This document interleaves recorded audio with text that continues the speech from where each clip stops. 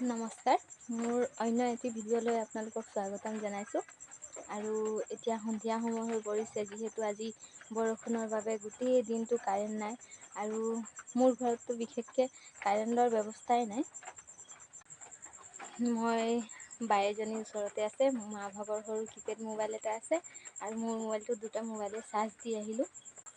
মোৰ মা ভাগৰ মোবাইলটো ক'ত আছে দেখুৱাইছোঁ, ৰখিব। ইয়াত দেখিছেনে মা ভাগৰ মোবাইলটো?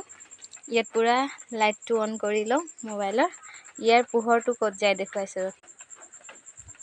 ইয়াৰ পোহৰটো ডাইৰেক্ট চৌকাটোৰ ওচৰত যায়। ইয়াত লাইটটো জ্বলাই থ'লে আমি ইয়াত খানা বনাবলৈ আমাৰ বহুতেই সুবিধা হয়। মই দোকান গৈছিলোঁ আৰু মায়ে আজি দেখিছেনে ঘৰ চৰ মুচি একদম চফা কৰি থৈছে। আৰু আজি গোটেই দিনটো ভিডিঅ' এটাও বনাব নাপালোঁ।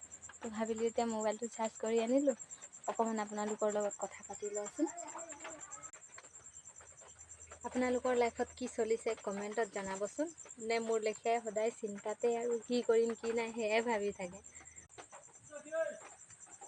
আৰু সকলোকে মোৰ ফালৰ পৰা গুড নাইট। সকলোৱে ভালে থাকক।